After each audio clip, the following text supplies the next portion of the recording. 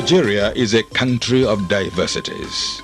Diversity in vegetation, diversity in climate, diversity in crops, diversity in minerals, diversity in culture and in political units, diversity in religion. In diversity lies its unity, its strength, and its potentialities.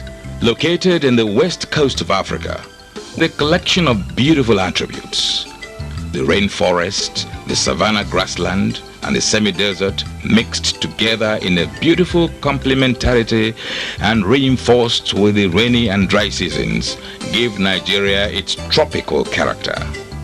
Historically and politically, since independence from the British colonial rule on October 1, 1960, the nation has metamorphosed through various levels into its present status of a federation with 36 states and the Federal Capital Territory. However, the advent of the military in the Nigerian political landscape in January 1966 brought with it coups, attempted coups, counter-coups, and a civil war.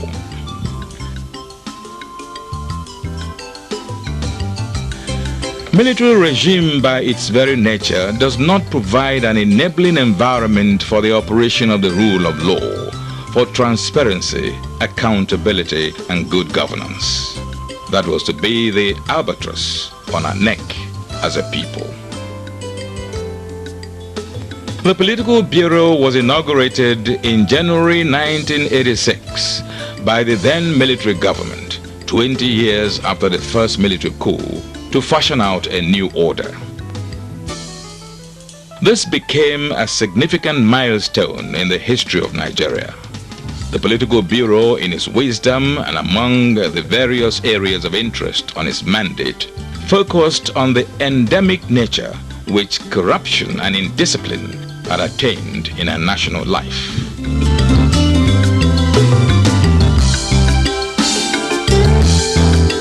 It recognized and recommended that a code of conduct for public officers in the 5th schedule of the 1979 Constitution be retained, while a Code of Conduct Bureau and a Code of Conduct Tribunal be established as the enforcing agencies.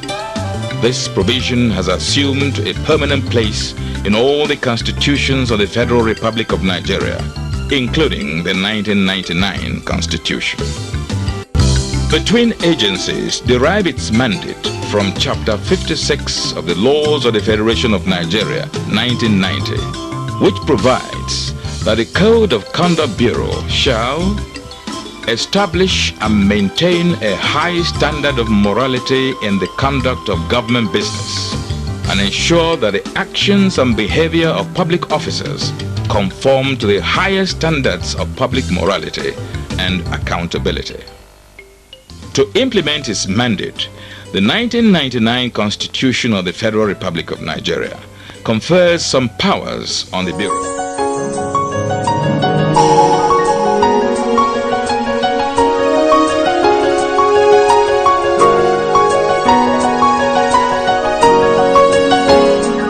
Mandates and powers of the Bureau. Receive declarations by the public officers under paragraph 12 of Part 1 of the 5th schedule of the Constitution. Examine the declaration in accordance with the requirements of the Code of Conduct or any law. Retain custody of such declarations and make the available inspection by any citizen of Nigeria on such terms and conditions as the National Assembly may prescribe. Ensure compliance with and where appropriate, enforce the provisions of the Code of Conduct or any law related thereto. Receives complaints about non-compliance with or breach of provisions of the Code of Conduct on any law related thereto. Investigate the complaints and where appropriate, refer such matters to the Code of Conduct Tribunal.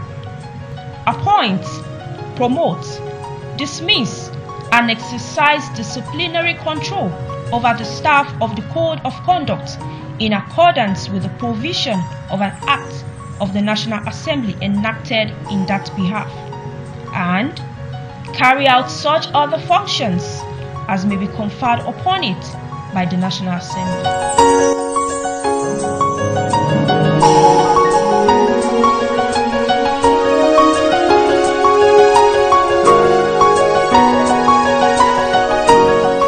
To achieve its mandate, the Bureau carries out the following activities. 1. Administration and verification of assets declaration by public officers. The Constitution of the Federal Republic of Nigeria provides that every public officer shall declare his or her assets and liabilities, those of his spouse and unmarried children under the age of 18 on assumption of office or before taking up any legislative seat, and thereafter at the end of every 4 years and at the end of his or her term of office. By this provision, assets declaration is the major instrument used by the Bureau to preserve transparency and accountability in public office. The Bureau Information System, BIS, stores, processes, and analyzes the data scanned into it from the assets declaration forms. The BIS enables the Bureau to keep impeccable record of every assets declaration form submitted to it. The Bureau receives and investigates complaints on breaches of the code. The Petition Screening Committee, PSC, is the structure put in place to enhance professionalism in investigation.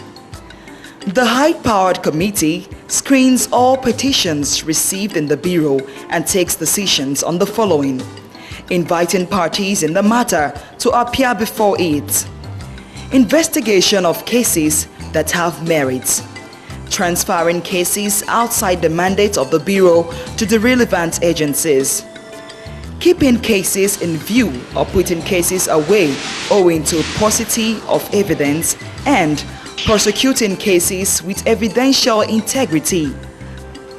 The mandate of the Bureau is not pursued only from a judgmental perspective, but from a moralistic perspective. To achieve a reasonably high level of compliance with the Code of Conduct for public officers, the Bureau undertakes to enlighten the officers and the general public on the Code. The Code addresses conflict of interests, non-participation in private business, assets declaration, operation of foreign accounts by some categories of public officers, gifts, bribery, corruption, and abuse of office, among others.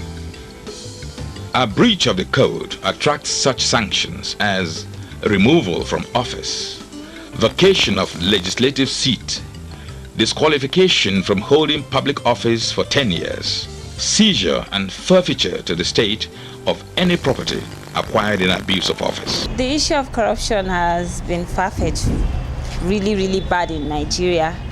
It's been a very appalling case. Nigerian youths are facing the height of the effect of corruption today.